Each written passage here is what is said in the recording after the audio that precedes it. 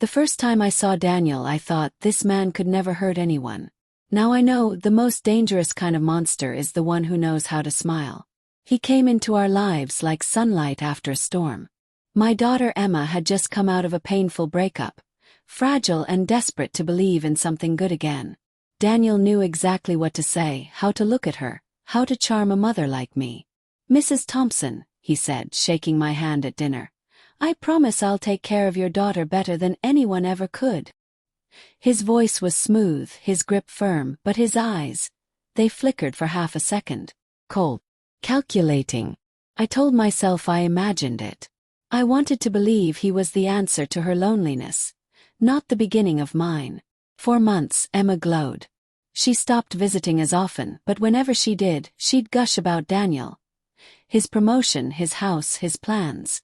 I'd smile and nod, even though something inside me tightened every time his name passed her lips. Then came the dinner invitation.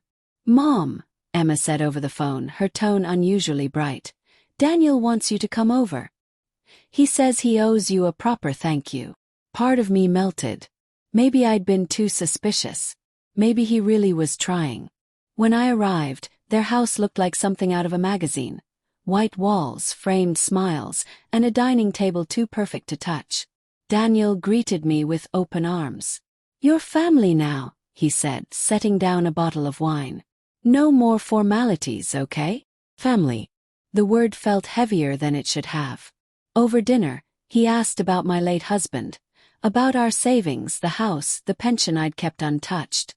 It was innocent enough on the surface, but the way he listened, too intently, too long. I remember Emma's laughter echoing through the dining room, her hand resting over his. She was in love, blind and grateful. I envied her blindness. When the night ended, Daniel walked me to my car. The air was cool, moonlight silvering the street. He leaned close, closer than necessary. "You raised a wonderful woman," he murmured. "And you've still got that spark. Not many women your age do." Froze. Compliment or threat? I couldn't tell.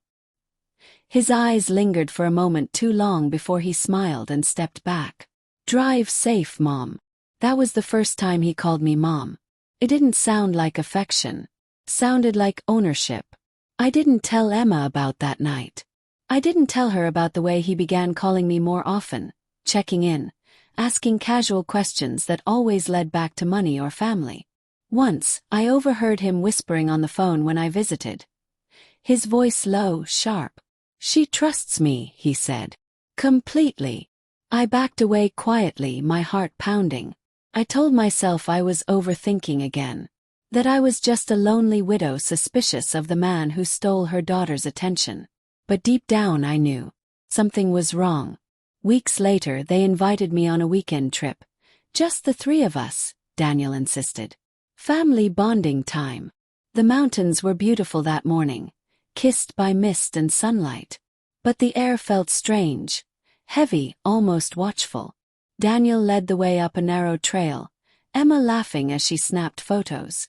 When we reached the edge of the cliff, Daniel turned to me. His expression was unreadable. "Do you trust me, Mom?" he asked softly. The wind howled between us. For a second, I saw something flicker in his eyes, the same coldness from that first night. And as I looked down at the endless drop below, a chill crawled up my spine. Because for the first time I realized, I didn't trust him at all. Still I smiled and said, "Of course I do." But that day on the cliff, his eyes looked colder than the wind that brushed my face. And somewhere inside me a quiet voice whispered, "This won't end well." Love can be the prettiest disguise for control. And by the time I noticed the change in my daughter's smile, it was already too late. After the wedding, Emma's visits grew shorter. Her calls became fewer. When she did appear, her voice carried a stiffness that didn't belong to her. She'd say things like, "Daniel thinks I should focus more on the marriage," or "Daniel says I need boundaries." Boundaries. That word became her shield. One Daniel had handed her like a weapon against me. First I blamed myself. Maybe I'd hovered too much. Maybe I was just a mother who didn't know when to let go. But mothers know when love turns into something else, something that isolates, silences, reshapes. I began seeing it in small ways. Her clothes, once bright and free, now muted, proper. Her laughter, shorter, quieter, measured like a clock tick. Her eyes, always flicking toward Daniel before she spoke. One afternoon I stopped by unannounced. Daniel opened the door, smiling like a host greeting an unwanted guest. "Mom," he said, leaning against the frame. "You should have called first. Emma's resting." Resting. It was 3 in the afternoon. I heard movement behind him. A faint whisper, the rustle of fabric. My daughter's voice, uncertain. "Daniel, it's fine, let her in." He stepped aside with a tight grin, his hand lingering on the door just long enough to remind me who controlled it. Inside, the house looked staged. Flowers too perfect, photos too symmetrical.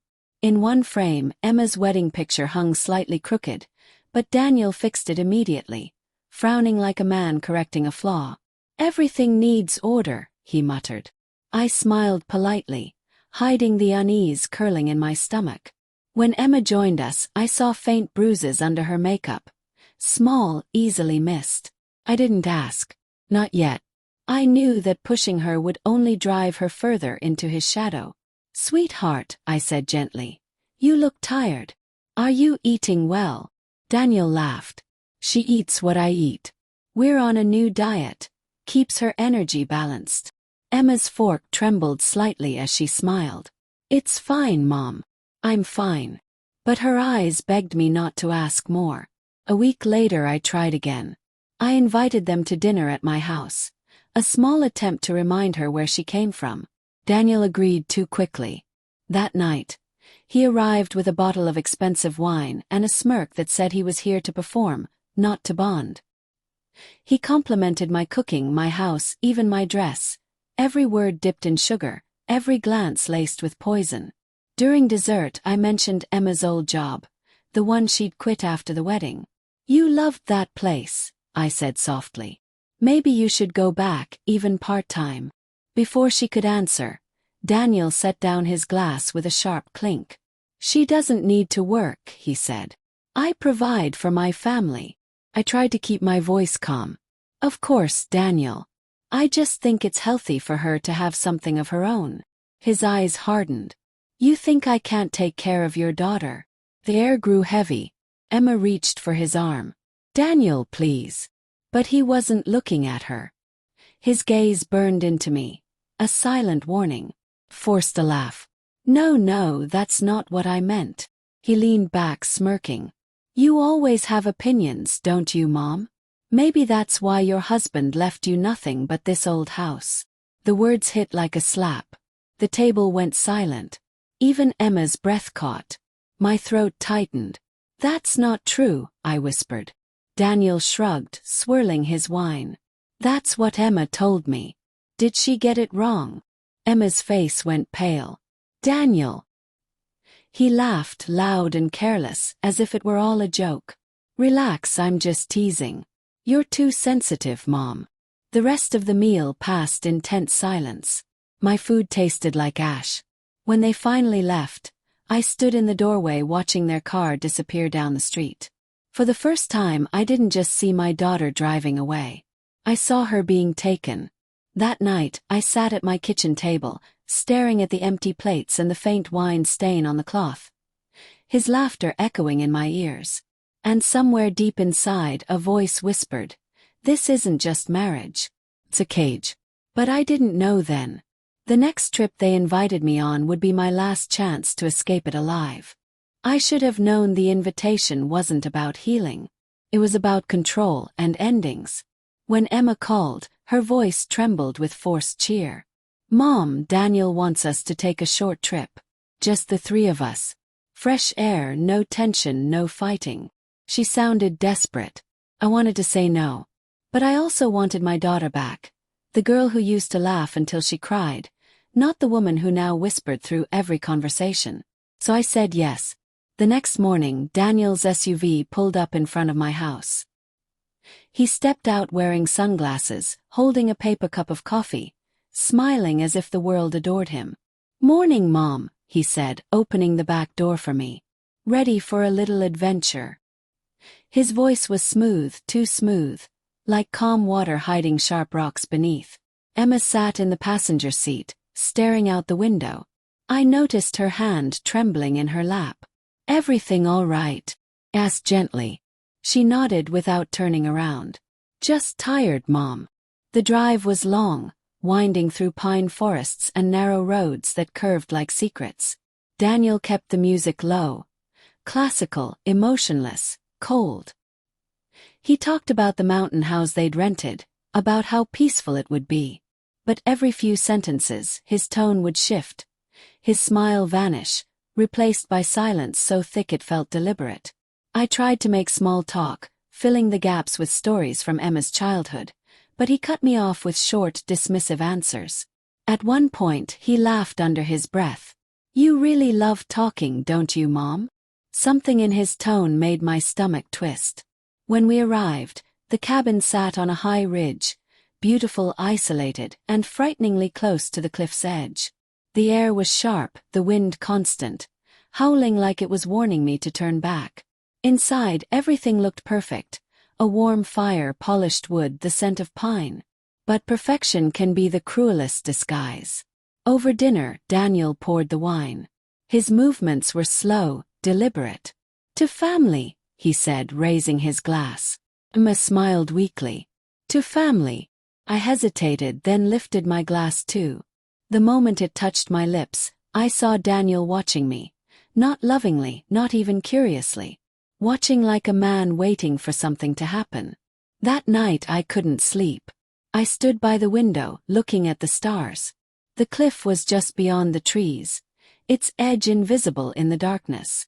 From the next room I heard muffled voices. "Daniel, please," Emma whispered. "Don't start again." "I'm just saying," he muttered. "Your mother's been interfering too much. Maybe she needs to learn to stay out of our marriage." Silence. Then a soft sob. I backed away from the door, my heart pounding. That voice, calm, quiet, and venomous, was the same one he'd used before every cruel remark, every humiliation. I knew then. This wasn't a trip for healing. It was something else entirely. The next morning, Daniel insisted we take a hike before breakfast. "The view's incredible," he said. "You'll love it, Mom." The air was cold and thin as we climbed the narrow trail.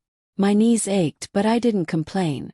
I watched Daniel's back, steady and strong, leading the way with unnatural energy.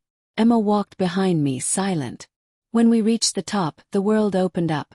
Blue sky, endless green, and the sheer drop below that looked almost peaceful. Daniel walked close to the edge, hands in his pockets. He turned toward me with a faint smile. "Beautiful, isn't it?" "It is," I said softly. "But it's dangerous." He chuckled. "Everything beautiful is dangerous, Mom." The wind picked up, tossing his hair across his forehead. His eyes locked on mine, calm, dark, unreadable. He took a step closer. "You trust me, don't you?" My throat tightened. The ground felt smaller beneath my feet. "Of course," I said, forcing the words out. He smiled again, not kindly, not warmly, just knowingly. And in that moment, with the sky spinning above and the cliff yawning below, I felt it. That same cold flicker in his eyes. The one that promised, "This is only the beginning." It happened faster than breathing. One heartbeat, one step, one shove. And suddenly the world turned upside down. We stood near the cliff's edge, the wind slicing through the silence like a blade. Daniel's hand rested on my shoulder, steady, too steady. Emma was a few steps behind, fumbling with her phone, trying to capture the view. "Careful," I said, forcing a laugh. "You don't want to fall." Daniel smiled faintly. "No, Mom," he murmured. "I don't." Something in his tone made my stomach twist. The same quiet menace I'd felt since the drive, only sharper now, heavier. I looked down at the valley below. Sunlight spilling over the rocks, the river glinting like broken glass. I felt dizzy, almost drawn toward it. Then Daniel's voice cut through the wind. You really don't know when to stop meddling, do you? Froze. What? He stepped closer, his breath brushing my ear. Emma doesn't need you. Not anymore. My pulse thundered. Daniel, please. But I didn't finish. The shove was small, almost gentle. But it was enough. For a fraction of a second, I didn't realize what had happened. The world tilted, the sky spun, and gravity betrayed me. I remember the air, cold and sharp in my throat, and the way my fingers clawed at nothing. Then came the fall. The scream never left my lips. It got stuck somewhere deep, swallowed by the rushing wind and the horror of knowing this was real. The rocks blurred beneath me, flashes of gray and white, my reflection twisting in the sunlight. In that endless second, my mind showed me Emma's face. Her laughter, her first steps, the night she cried in my arms after her father's funeral. And then her wedding day. Daniel's hand over hers. My daughter, radiant and blind. My heart broke all over again before the ground rose to meet me. Pain exploded through my body. Sound like bones snapping, breath leaving. I remember the taste of iron, the smell of earth. I couldn't move. Couldn't scream. Could only feel the cold seeping into my skin, the throb in my skull, the dizzy fog closing in. Above me, faintly, I heard voices. Daniel. Where is she? What happened? His reply was calm, almost soothing. She slipped. I tried to grab her. Silence. Then a sob. I tried to call out, but my mouth filled with blood. My voice came out as a broken whisper lost to the wind. They didn't hear me. The sound of footsteps faded. Then the engine. The soft hum of their car starting. Tires crunching over gravel. And as it drove away, my last thread of consciousness unraveled. The world dimmed to gray. The wind grew faint. All I could think was, my daughter married my killer. And with that thought, the darkness took me. Death didn't want me. It spat me back out, broken but breathing. I woke up to the sound of waves. Faint beeping. The sharp sting of disinfectant. For a moment I thought it was heaven until the pain hit. My ribs screamed with every inhale. My spine felt like it had been split in two. I tried to move, but my body refused. Only my eyes obeyed. They darted toward the window. Sunlight dancing on white curtains, a slow drip beside me, the rhythmic hum of hospital life. Then a voice. You're awake, a nurse said softly. You're lucky. The fisherman said you were barely breathing when he found you.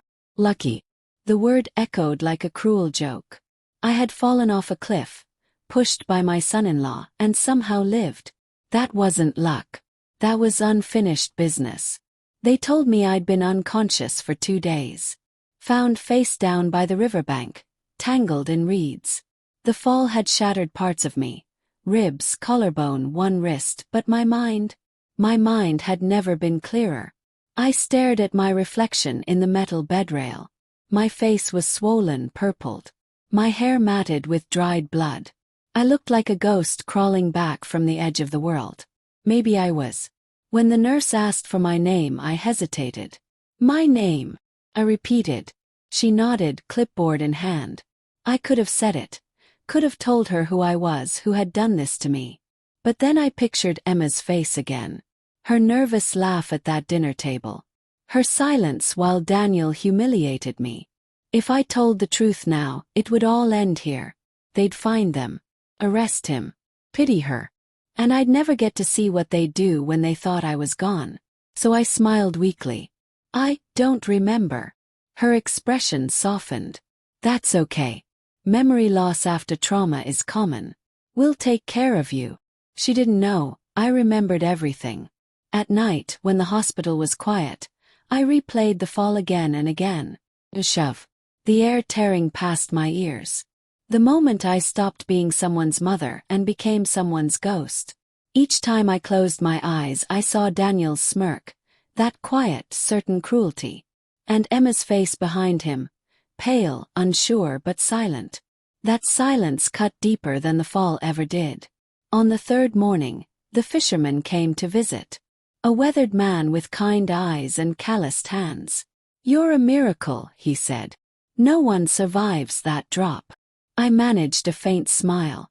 Maybe I wasn't meant to die yet. He nodded, thoughtful. Then maybe you've got something left to do. I didn't answer, but my heart did. Do. The doctors wanted to transfer me to a city hospital, but I refused. I told them I preferred to recover quietly here, in this small coastal clinic, away from noise, away from questions, and away from them. I overheard a nurse mention a missing woman on the local news. A body never found. They didn't say my name, but I knew it was me. The police thought I'd drowned. Daniel and Emma must have thought so too. The thought made me almost smile. Each day I grew a little stronger. My fingers stopped trembling when I held a cup. My voice steadied. My steps, shaky at first, grew more certain. Pain was my teacher now. And revenge was my reason to heal. The woman I used to be, trusting, gentle, forgiving, had died on those rocks. The one who survived was something else entirely. Something colder, sharper, patient. On the 7th night, when the ward was silent and the moonlight spilled across my bandaged hands, I whispered to the darkness. Not a prayer, not a curse, just a promise. They'll think I'm dead. I paused, feeling the weight of the words settle into my bones. Good. They buried a version of me that night. I stood among mourners and watched the world believe the lie. I wore a scarf, sunglasses, and a heavy coat that swallowed my shape. No one looked twice at the shadow that drifted through the hall. From the street, the procession looked like a well-rehearsed play. Weeping faces, folded hands, the priest speaking in measured tones. I moved among them as if carried by a current, heart steady, counting expressions like entries in a ledger. Emma stood at the front, wrapped in Daniel's arms. On television she looked wrecked and raw. Up close, her tears were measured. She watched the crowd the way someone watches an audience. Daniel carried himself like a man who had won. People offered condolences. He accepted each word with a practiced nod and that thin smile. His eyes kept flicking to envelopes, to hands, to the way pity bent toward him. White lilies, my favorite, lay across the casket. A neighbor read passages about the brevity of life. The phrases were meant to comfort. For me, they sharpened the edges of a plan I'd been stitching together since the river. A woman I barely knew reached out. "Are you family?" she asked, voice breaking. "Yes," I lied. "A distant cousin." She squeezed my hand and cried. Let her. Sympathy was a currency I intended to spend. Outside, guests told stories about me. My bread, my small kindnesses, the house I kept. Their memories painted warmth and steadiness. Daniel listened, gathering compliments like trophies. At the reception, people pressed envelopes into his hands. Donations, offers to help. He handled them with a hunger I recognized. The same hunger that had driven him to pry into our finances behind closed doors. I drifted among the tables, catching fragments of conversation. No one asked the blunt questions. How did she fall? Where was the body? The missing pieces were too sharp for polite mouths. Emma passed by, mascara streaked, and did not see me. Daniel moved through the room with a smugness that made my skin crawl. A man cleared of doubt by the world's pity. Speeches began. Voices praised me. Generous, motherly, a pillar. Each compliment felt like a nail being hammered into the empty coffin they'd imagined. I wanted to stand, rip off my disguise, and watch their faces when their certainty shattered. Instead, I kept my hands folded and listened. When Emma spoke, her voice trembled. "Mom," she said to the assembled crowd, "you were my rock." The words might have been honest or rehearsed. Grief can be both. Daniel's hand found hers in the crowd and squeezed. The look he gave me through the dark lenses was not sorrow. It was possession. He pleased himself with how the world bowed for him. I watched him straighten my wedding photo with that same possessive ease. A man near me said, "She was loved." Another added, "He did right by her." Their words fed him. My anger smoothed into a plan. If he wanted the story, fine, but stories have costs. Houses, accounts, favors, reputation. Those were what he fed on. I would take them back until his life matched the emptiness of the praise he soaked up. I breathed the cool evening air and lifted my scarf into a private smile. Finally, I died once. The second time I decided to live as a ghost. New name, a new haircut, a rented apartment that smelled of bleach and cheap air freshener. The woman in the mirror wasn't a mother anymore. She was a shadow with purpose. Daniel thought he'd buried me. But I had crawled out of the earth he built his life upon, and now I was standing in his city again. I learned quickly that grief doesn't last long in people like him. Within weeks of my death, he'd registered a new company, ED Investments. My daughter's trust fund had been rerouted there. Every document I read felt like another knife twisting in my back. Emma's name was nowhere. Mine was erased. Only Daniel's signature, bold, arrogant, stamped across every page. I sat in a corner cafe across from his office building, my fingers wrapped around a mug that had long gone cold. From behind my sunglasses, I watched him step out of his car, laughing into his phone. His suit was expensive. His smile cheaper than ever. Took notes every day. His schedule was predictable. Gym at 7, meetings till noon, lunch with investors, and then his secret hours. At first I thought he was simply greedy. Then I saw her. A young woman with perfect hair and shallow eyes. The kind of woman Daniel used to flirt with at parties while Emma looked the other way. They met at a hotel downtown. I followed once, from a distance, heart pounding with a mixture of disgust and satisfaction. He wasn't just betraying my daughter. He was already replacing her. I remember whispering to myself, "Good. The cracks are starting." That night, I went back to my tiny apartment and spread out my findings. Receipts, photos, printed emails, copies of company transfers. My wall became a map of his downfall. But revenge isn't fast. It's patient. It waits for silence, for routine, for overconfidence. Every day I imagined walking into his office, revealing myself, watching the blood drain from his face. But I wasn't ready yet. The pain had to grow inside him before I could cut it open. One evening I saw Emma leaving his office. She looked thinner, paler, a version of herself dimmed by control. She got into her car, crying into her hands. My instinct was to run to her, to hold her, to tell her I was alive. But I didn't. Not yet. She had chosen to believe him. Now she'd learn who he truly was, from the shadows. The next morning I followed Daniel again. He met with a lawyer. I stayed outside, watching from across the street, the city noise drowning my thoughts. When he came out, I saw him take a call and laugh. The same cruel laugh I'd heard before he pushed me. Something in me snapped. My hand trembled as I pulled out a burner phone. For months, I'd planned this moment, when the ghost would whisper for the first time. My thumbs hovered over the screen. Then I typed slowly, every letter deliberate. "You forgot something at the cliff." I hit send. Through the cafe window I saw him freeze. His confident face flickered, confusion then fear. He looked around, searching for whoever had just dragged his past out of the grave. I smiled for the first time since the fall. He thought he'd buried me under rocks. He was wrong. I was the shadow climbing back. And he had just felt my hand on his shoulder. Guilt is a strange companion. It makes you blind, and when it finally leaves, all you see is the wreckage. Emma was beginning to see. From my window across the street, I watched her life unravel one slow, perfect thread at a time. The daughter who once defended her husband now looked haunted. Her grief had turned to suspicion. And I made sure that suspicion found its way home. Started with the photos. A set of glossy prints slipped into her mailbox, wrapped in plain brown paper. Daniel's arm around another woman. Their faces too close for business. Timestamp in the corner. His ring still on his finger. I imagined the moment she opened them. The silence, the disbelief, the slow, creeping burn of realization. Next came the documents. I'd spent weeks forging them.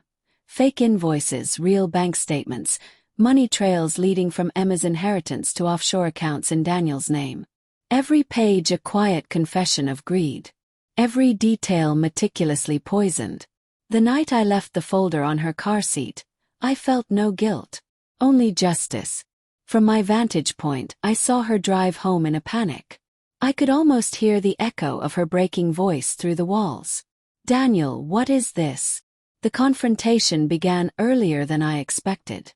I stayed close enough to watch from the shadows outside their living room window. The curtains glowed amber from the lamps inside. Their silhouettes moved, hers sharp and trembling, his larger, defensive. "I found the photos," she said. "Who is she?" "Emma, calm down." His tone, smooth, practiced, dangerous. "Someone's trying to hurt you. To hurt us." I smiled bitterly in the dark. Still the manipulator. Still the liar. She slammed the table. Papers scattered like feathers. "The money, Daniel. My trust fund. You said it was safe." "I invested it," he snapped. "For us." The pause that followed was almost holy. The kind of silence that only truth can build. Her next words came out as a whisper, shaking but certain. "You pushed her, didn't you?" Froze outside. My heart stopped. She was closer to the truth than she knew. Daniel's voice softened, the predator in him sensing danger. "Emma, you're not well. You're grieving. You're imagining things." The old playbook. Gaslight, confuse, control. But this time, his opponent wasn't the same obedient wife. Inside, Emma's face hardened. She stood taller. "Then explain the hotel receipts," she said. "Explain, Anna." He turned his head sharply. Panic flickered in his stance, a man suddenly realizing his empire was cracking. I couldn't see her face clearly, but I knew the moment she broke. She threw the photos at him. They hit his chest and slid to the floor. "Who's Anna?" she screamed. The sound cut through the walls, through me, through everything that had been silent for too long. Daniel didn't answer. He just stood there, staring at her like she had become something dangerous. For the first time he looked afraid. I stepped back into the night, my pulse racing. The plan was working. Every lie he'd built was turning against him. But as I walked away, I felt something twist inside me, a sharp ache that wasn't revenge. It was love. Love for the daughter who was about to lose everything before she understood why. I whispered into the wind. "I'm sorry, Emma. But this is the only way." Behind me, glass shattered. A scream followed. Then silence. They lost everything in the space between his arrogance and my patience. Once the first investor withdrew, the others followed like dominoes. Rumors moved faster than logic. Board members who once toasted his success now avoided eye contact. Contracts vanished. Calls went unanswered. The company that had been his fortress became a house of cards. From the outside, I watched his empire wobble with a fierce satisfaction. It felt like a wound finally opening so the infection could be cleaned. He had built his life on other people's money and trust, and now both slipped through his fingers. Emma left that week. She packed without drama. The house sighed when her things were gone. She moved into a small apartment with a suitcase full of questions. I wanted to run to her, tell her everything, hold her until she stopped shaking. But I couldn't. Not yet. His mistress, Anna, turned on him when the tide went out. She leaked messages, statements, photos.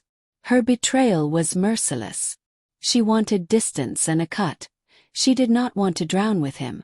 Investors accused him of fraud. Partners demanded audits. The press sniffed.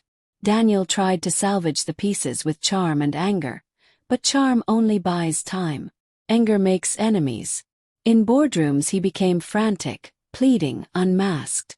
He began drinking at odd hours. I watched him once from a distance, hands trembling around a glass, laughter brittle. Without his armor he was smaller. The man who pushed me seemed vulnerable, and that made me colder. He never suspected me. The arrogance that had made him dangerous made him blind. In his mind, threats were external. Competitors, bad deals, the press. Never the ghost he'd buried. Then a tip landed in my hands.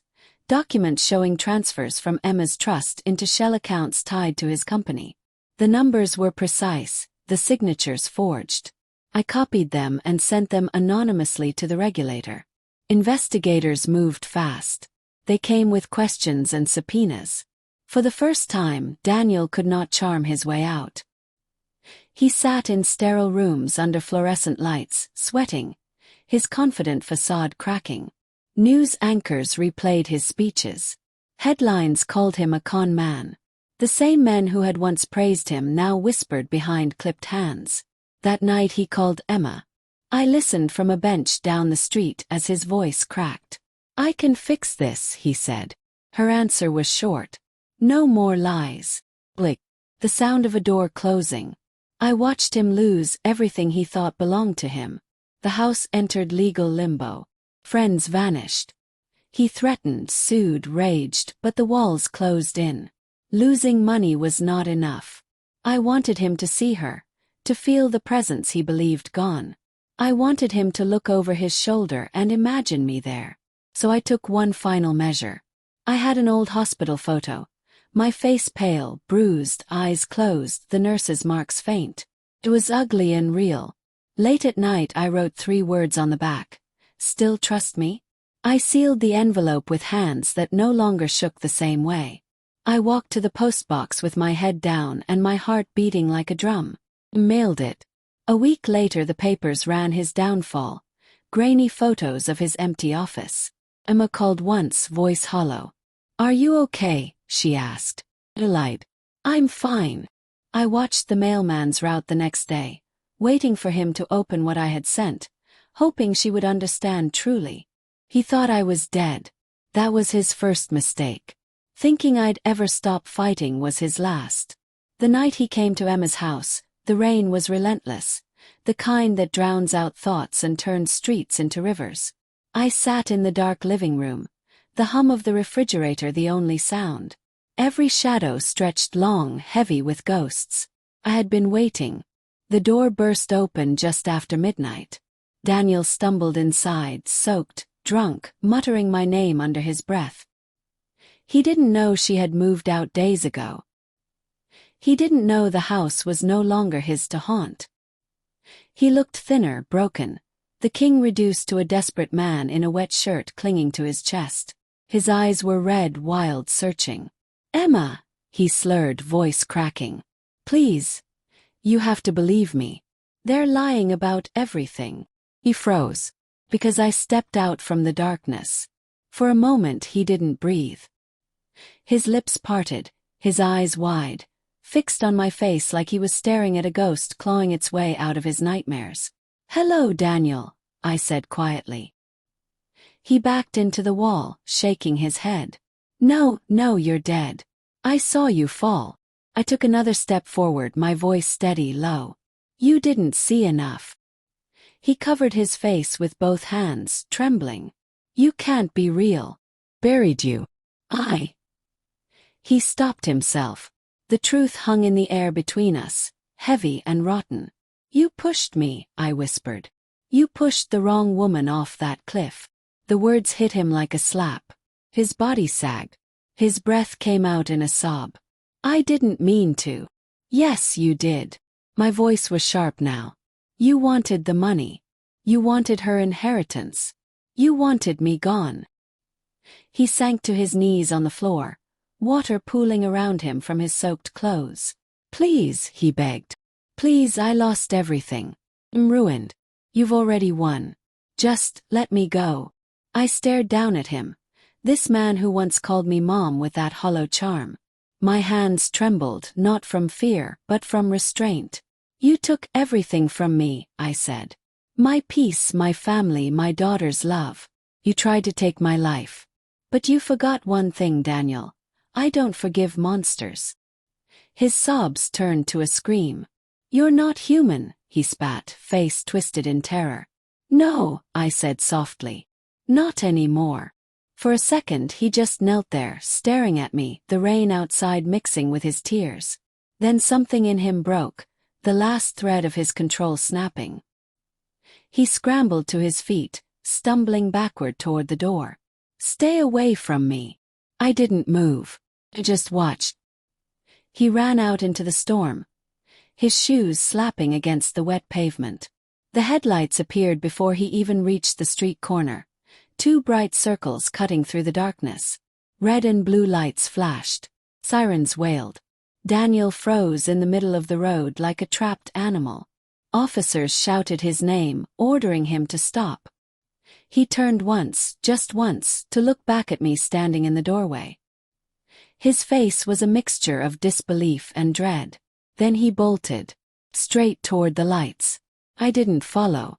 I just closed the door, letting the rain drown out the chaos outside. For the first time in a long while, I wasn't afraid of the dark anymore. When the sirens faded, so did the rage that had kept me alive. For the first time in years, silence felt louder than screams. Daniel was sentenced within months. Fraud, attempted murder, embezzlement. The list stretched as long as his lies. I sat at the back of the courtroom, a plain woman with a new name and an old soul, watching the man who destroyed everything finally meet his reckoning. He didn't look at me. Not once. But when the verdict was read, 25 years without parole, his shoulders slumped in that familiar way, the same way they did the night he pushed me. That was enough. The reporters outside called it justice. To me it just felt empty. I thought revenge would taste sweet. Instead it tasted like cold metal and regret. Nights blurred into mornings. I'd wake up expecting to hear Emma's voice, then remember she wasn't speaking to me. She found out everything a week after the trial. The fake death, the revenge, the manipulation. She stood in front of me with tears streaming down her face, her voice breaking like a child's. "You lied to me," she whispered. "You let me grieve you. You let me bury you." I wanted to tell her I did it for her. That it was all to protect her, to save her inheritance, her life, her sanity. But she wouldn't hear it. "I lost my mother once," she said. "And now I've lost her again." She walked away before I could say another word. The door clicked shut, and the sound echoed in my chest like a gunshot. I didn't chase her. Maybe I didn't deserve to. After that, I packed what little I had. A suitcase, some papers, and an old photograph of us by the lake. I sold the house and left the city. No note, no goodbye. The countryside became my refuge. A small cabin near the water, surrounded by pine trees and silence. Some days I'd wake to birdsong and think I'd finally outrun the ghosts. Other days, I'd see Daniel's face in the reflection of the lake, and the air would go still. People in the nearby town didn't ask questions. They called me Mrs. Moore, the quiet widow who liked to feed stray cats and read on the porch. That was fine. I'd spent too many years being seen. Sometimes I replay everything, the cliff, the fall, the darkness. The way the air burned in my lungs as I hit the water. The moment I realized I was still alive. And sometimes in that quiet place between sleep and waking, I hear his voice. Not Daniel's. Emma's. "Mom." It's always soft, uncertain, like she's still deciding if she forgives me. I whisper back, even though I know she can't hear. "I'm still here, sweetheart." The wind answers for her. Life has a strange way of giving you what you wanted too late to enjoy it. I got my freedom, my justice, my truth. But I lost my home, my daughter, my reflection. I walk along the lake some evenings, the sunset bleeding red over the water. I look at the ripples and think about how one moment, one push, changed everything. Maybe this is my penance. To live when I wasn't supposed to. To breathe in the silence I created. Because justice doesn't heal. Just ends the noise. And in that quiet, you finally hear the truth you've been running from. I may have survived the fall, but part of me never climbed back up.